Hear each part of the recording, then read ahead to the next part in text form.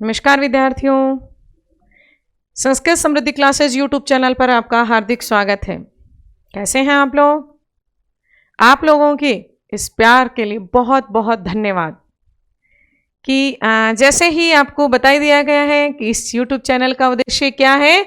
आप लोगों के वर्तमान में यही उद्देश्य है कि ये जो रीट के स्टूडेंट्स हैं इनका जो था उत्तर कि हमारी ये ऑनलाइन टेस्ट सीरीज में हम कब शुरू कर रहे हो, हमारी ये समझ में नहीं आ रहा, वो नहीं आ रहा, तो दोहरान, पाठ्यक्रम का दोहरान, टेस्ट और आपके मॉडल पेपर, ये मैंने इससे पहले वाली क्लास में आपको बता ही दिया था कि प्रत्येक संडे को आपका model paper according to syllabus 30 प्रश्नों का होगा।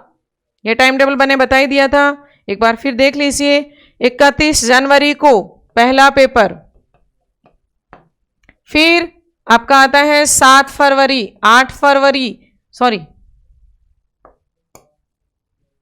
7 के बाद आता है 14 फरवरी, 21 फरवरी, 28 फरवरी, ये आते हैं फेब में। और उसके बाद आपका आता है 7 मार्च, 14 मार्च, 21 मार्च, 28 मार्च और 4 अप्रैल और 11 अप्रैल, फिर आता है आपका 18 अप्रैल और 25 अप्रैल को आपकी रीट की एग्जाम होगी।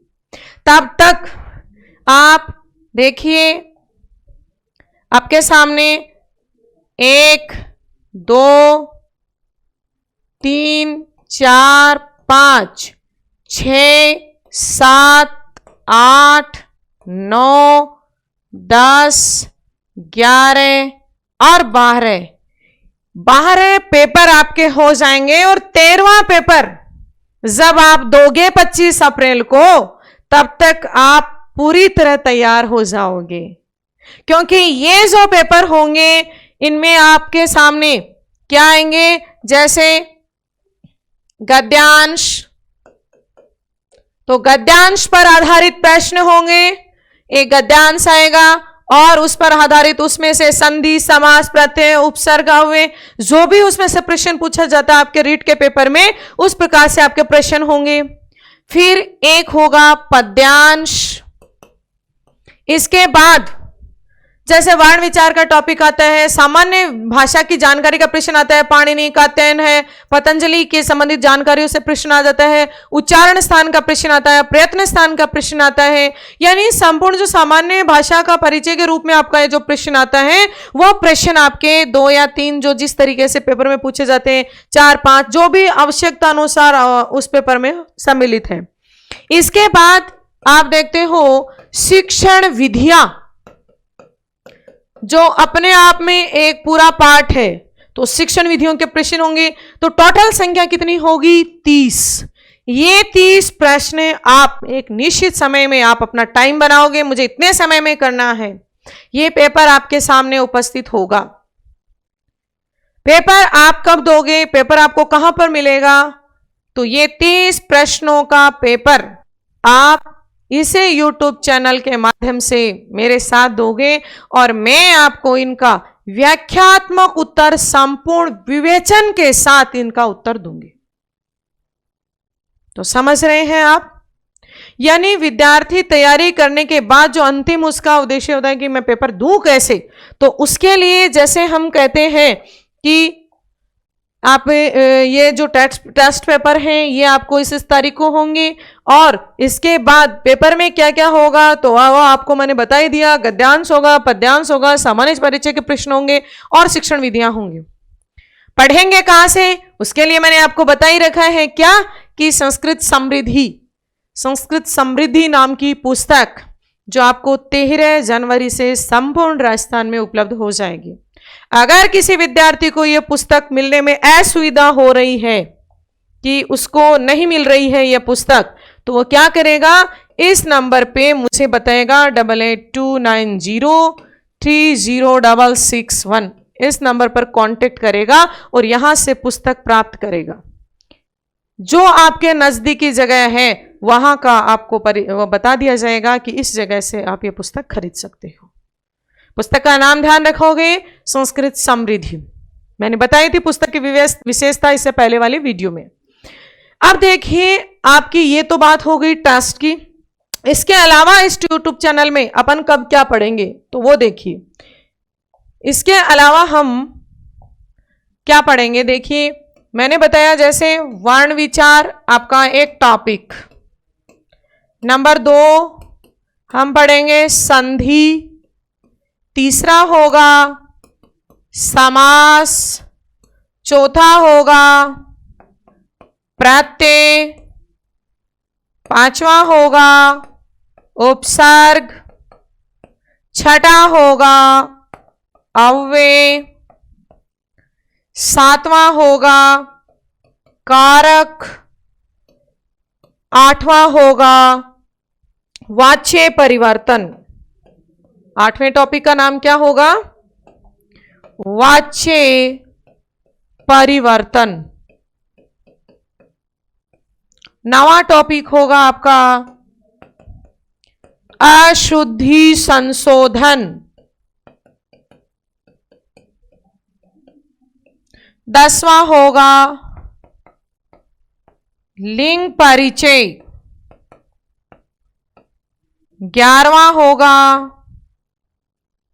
प्रश्न निर्माण।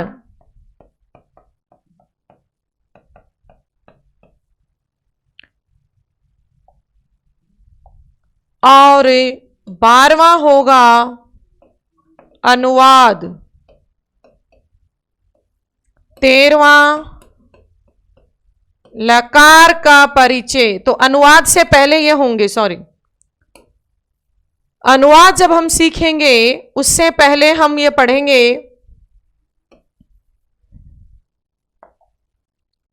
12वां होगा लकार का परिचय, यानी जिसमें सारे धातु रूप लट लकार, लोट लकार, लंग लकार, विधिलिंग लकार, लिट लकार के बारे में आपको पढ़ाएंगे। और 13वां होगा शब्द रूप। और 14वें नंबर पे हम क्या बनाने लग जाएंगे, अनुवाद। क्या बनाएंगे, अनुवाद। और 15वां जो आपकी होगा टॉपिक, उसमें संपूर्ण जो व्याकरण के बेस को ध्यान में रखते हुए कई प्रश्न आ जाते हैं, या अपन ये कहें अनुवाद का ही विस्तृत रूप, जिसमें नई नई बातें आप देखोगे, इस वाक्य में कितने अवयव, या सारे मिश्रित जो आपके अंश हैं, पाठ्यांश हैं, वो शामिल होंगे। इसके बाद में आपका टॉपिक होगा क्या, शिक्षण विधियां। शिक्षण विधियां पढ़ेंगे हम। शिक्षण विधियों में क्या क्या पढ़ेंगे, सबसे पहले तो हम पढ़ेंगे कि पाठ्यक्रम में संस्कृत का क्या स्थान है। तो सबसे पहला पॉइंट अपन क्या पढ़ेंगे कि पाठ्यक्रम, या देखिए पहला पॉइंट लिखेंगे हम, पाठ्यक्रम में संस्कृत का स्थान। जैसे आप देखते हो इसमें से प्रश्न पूछता है, इस टॉपिक को अपन ने नाम क्या ले दिया, शिक्षण विधि, पर प्रश्न आ जाता है कि कौन से आयोग ने ये मान्यता दी। तो त्रिभाषा जो हमारा पाठ्यक्रम चलता है, जिसमें हिंदी है ना और अंग्रेजी हम पढ़ते हैं, तृतीय भाषा के रूप में संस्कृत आती है, जिसमें सिंधी, गुजराती या कोई भी भाषा जो लेता है, तो हम यहाँ बात संस्कृत की करें तो त्रिभाषा जो सूत्री कार्यक्रम है, मुदालियर आयोग है, कोठारी आयोग है, ये जो संस्कृत शिक्षा आयोग है ना, विश्वविद्यालय अनुदान आयोग है, ये जो आयोग के बारे में जो प्रश्न पूछे जाते हैं, आप पीछे वाली रीट की 2017 की भर्ती की परीक्षा हुई जो फरवरी 2018 में हुई, उसमें आप देखते हो इस तरीके के प्रश्न 2-3 प्रश्न आ चुके हैं। तो पहला पॉइंट क्या रखेंगे, पाठ्यक्रम में संस्कृत का क्या स्थान है। दूसरा जो पॉइंट रखेंगे हम, वो रखेंगे भाषा कौशल का। भाषा कौशल में जैसे आप देखते हो 4 प्रकार के कौशल होते हैं, निश्चित रूप से प्रश्न बनता है तो कौशल का क्रम का ही प्रश्न पूछ लेता है। तो इसमें आप देख सकते हो सबसे पहले श्रवण कौशल है, भाषण कौशल है, पठन कौशल है, लेखन कौशल है। कौशल के कौन कौन सी विधियां हैं, ये सारे हम पढ़ेंगे। तीसरा जो पॉइंट होगा वो हम पढ़ेंगे शिक्षण विधि, अध्यापन शिक्षण विधि। इसमें अपन देखेंगे कि कौन कौन सी शिक्षण विधियां, परंपरागत कौन सी हैं, आधुनिक कौन सी हैं, व्याकरण शिक्षण की विधियां कौन सी हैं, गद्य की कौन सी हैं, पद्य की कौन सी हैं, नाटक की कौन सी, अनुवाद की कौन सी हैं। इस प्रकार हम इन शिक्षण विधियों को पढ़ेंगे। चौथे नंबर पे हम सामान्यतः पाठ योजना के बारे में विचार थोड़ा सा आपको बताएंगे, क्योंकि पाठ योजना पर्टिकुलर टॉपिक तो आपके सिलेबस में नहीं है, पर इसमें से जो मूल रूप से जैसे प्रस्तावना से संबंधित प्रश्न आ जाता है, कई से ऐसे हर्बर्टीय पंचपदी के बारे में प्रश्न कर लिया जाता है, तो इस तरीके की आपकी क्लास ये होगी। इसके बाद आपकी क्लास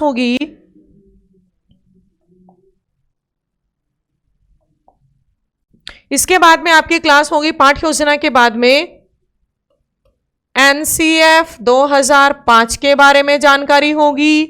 फिर अगली जो क्लास होगी वो होगी RTE एक्ट के बारे में, जो मूल रूप से आपके संस्कृत में जिसमें से कोई प्रश्न कर लिया जाता है, जो अपने आप में नियम बनाए गए हैं, उनके बारे में जो क्लास होगी। और मूल्यांकन की क्लास, इसके बाद में आपकी जो क्लास होगी वो किसकी होगी? मूल्यांकन की क्लास होगी।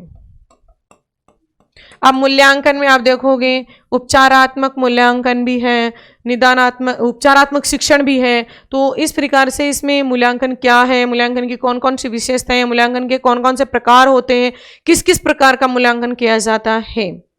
और इसी के साथ बीच में जैसे अपन एक क्लास लेंगे सहायक साधन की, एक लेंगे शिक्षण अभिरुचि प्रश्नों की, एक क्लास हम लेंगे जैसे शिक्षण अभिरुचि प्रश्न कौन कौन से होते हैं, शिक्षण के सिद्धांत कौन से होते हैं। तो इस प्रकार से आपको मैं ये बता रही हूँ, जैसे ये मैंने आपको बता दिया कि आपकी ये क्लासेस होंगी। तो इन क्लासों के माध्यम से टॉपिक मैंने आपके सामने रखे, जैसे वर्ण, विचार, संधि, उपसर्ग। तो ये सारी की सारी क्लासें, अब आपके प्रश्न होगा, ये तो पता चल गया कि इस संस्कृत समृद्धि यूट्यूब चैनल में हमें मिलेगा क्या क्या, पर मिलेगा कब से, ये बात भी रहनी चाहिए कि कब से आपको ये सारी चीजें मिलेंगी। तो ये आपको कब से मिलेंगी? 25 जनवरी से। कब से मिलेंगी? 25 जनवरी से। किस प्रकार से मिलेंगी? जिसमें मैंने आपको बताया सबसे पहले उस टॉपिक का, जो भी टॉपिक हम शुरू करेंगे उस टॉपिक का, जैसे मान लिया सबसे पहले हम कौन सा टॉपिक शुरू करेंगे? वर्ण विचार। तो वर्ण विचार आप पढ़ोगे कहां से? संस्कृत समृद्धि बुक से। उसके बाद मैं क्या करवाऊंगी आपको? इसका रिवीजन, दोहरान। यानी आप 25 तारीख तक समृद्धि बुक से पहला टॉपिक क्या पढ़ लोगे? वर्ण विचार। मैं 25 को आपके सामने क्या करूंगी? इस वर्ण विचार का दोहरान तथा वर्ण विचार नामक टॉपिक में से संभावित प्रश्नों का समावेश आपके सामने प्रस्तुत करूंगी, उत्तर सहित। आप अपना मूल्यांकन लेंगे, फिर मैं उसका व्याख्यान करके उत्तर दूंगी। इसके बाद जैसे आप 26 तारीख को क्या पढ़ेंगे? संधि, और संधि का मैं करवा दूंगी दोहरान और उसका टेस्ट। फिर समास, प्रत्यय, उपसर्ग, अव्यय, कारक, वाच्य परिवर्तन, अशुद्धि संशोधन, लिंग परिचय, प्रश्न निर्माण। इस प्रकार से आप सारे टॉपिक अपने क्लियर कर सकते हो। तो आपको पता चला इस चैनल का क्या उद्देश्य है? घर बैठे संपूर्ण पाठ्यक्रम को अंतिम रूप से, किसी प्रकार की कोई गलती नहीं हो, विद्यार्थियों में आत्मविश्वास जागृत हो, उनकी संस्कृत में रुचि हो, बहुत ही सरल तरीके से हम संस्कृत पढ़ेंगे। ये हम क्लासों का शेड्यूल है कि इस YouTube चैनल से ये पढ़ेंगे।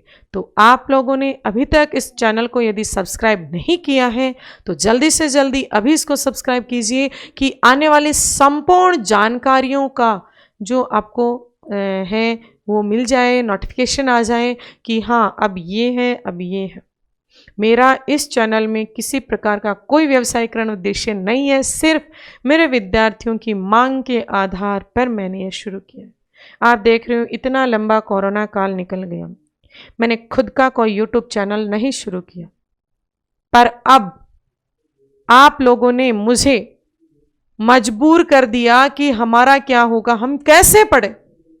तो मैंने भी फिर क्योंकि इतने कम समय में आपके मन में ये हुआ मैडम हम कैसे तैयारी करें, अब बहुत कम समय पड़ा, हमने तो पढ़ लिया, हमने तो कोचिंग सब कर ली, सब कुछ कर लिया, पर अभी भी हमारे तो ये संस्कृत का जैसे सुबह सुबह ही विद्यार्थियों का फोन, अब हमारा क्या होगा। डिप्रेशन में मत आइए, उसी को मैं नहीं देख सकती।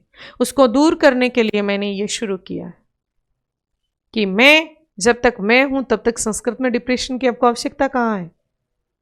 जब तक मैंने आपको, जैसे मेरे से जो विद्यार्थी मेरा उसको पता है, मैं क्लास में मेरा तो एक ही उद्देश्य रहता है कि संपूर्ण वो 100% अपने विषय में पाए। और इस सार्वधातु अंकदात्री भाषा संस्कृत में ये मेरा आपसे, अपने आप से, या मैं आपके सामने कहूँ, ये मैंने अपने आप से एक चैलेंज लिया है कि जिस दिन 25 अप्रैल को रेट की परीक्षा होगी उस दिन आपको लगेगा वाह ये चीज है कि मैं संस्कृत में कर सकता हूं 100% कभी, क्योंकि जब तक आपको मैं आदत कर दूंगी ना, 25 जनवरी से मैं आपको क्या पढ़ा रही हूं, पूरे टॉपिक, सबका टेस्ट, और प्रत्येक रविवार को आपका संपूर्ण सिलेबस आधारित टेस्ट। अब जब 12 पेपर आप दे लोगे तो 13वां पेपर जिस दिन दोगे ना 25 अप्रैल को, तो यूं लगेगा कि मैं तो वही मैडम वाला टेस्ट पेपर दे रहा हूं। तो आप रहिए तैयार, हो ना मेरे साथ। और यदि किसी प्रकार की कोई समस्या आती है आप कमेंट बॉक्स में जरूर लिखो, क्योंकि मैं उसका समाकलन, आप देखते हो कई विद्यार्थियों का उत्तर आता है मैम आप कमेंट का रिप्लाई नहीं करती हो। मैं कमेंट का रिप्लाई क्लास में, जैसे ही आपने आज की क्लास ली, इसमें जो आपकी समस्या आती है अगली क्लास में उसका रिप्लाई आपको मिल जाएगा। जैसे अभी तक तो कोई प्रश्न किसी का आया नहीं, पर एक विद्यार्थी ने प्रश्न किया कि संस्कृत भाषा में मैम स्वर 9 होते हैं या 13 होते हैं। तो हालांकि मैंने क्लास में भी इस चीज़ को क्लियर किया और मैं वर्ण विचार पढ़ाऊंगी तब भी बताऊंगी, बट उसको उत्तर दूं यदि पेपर में आता है तो बेटा 9 होते हैं, क्योंकि ये रीट में आ चुका है। 13 क्यों नहीं होते, आप कहोगे मैम 13 भी तो होते हैं, पर 13 इसलिए नहीं होते क्योंकि आ, दीर्घी, दीर्घु और दीर्घ री, ये 4 समान स्वर होते हैं, स्वतंत्र स्वर नहीं होते, स्वतंत्र स्वर नहीं होते, 4 समान। यानी ए का ही दीर्घ रूप आ है, ए को बोलने में दुगुना समय लगता है तो आ होता है, ई को बोलने में दुगुना लगता है तो ई होता है। इसलिए संस्कृत भाषा में स्वर कितने होते हैं, स्वराः कति सन्ति, तो ऑप्शन ए 13 आ जाए, बी 9 आ जाए, तो आप कौन सा सही करोगे, 9। और मैं वर्ण विचार की क्लास में ये और अधिक डिटेल से आपको क्लियर करके बता दूंगी। मिलते हैं अगली क्लास में एक नए वीडियो के साथ, नए टॉपिक के साथ। तब तक आप अपने आप को तैयार रखिए और संस्कृत समृद्धि पुस्तक को खरीदिए। इस YouTube चैनल को सब्सक्राइब कीजिए, शेयर कीजिए। Thank you so much.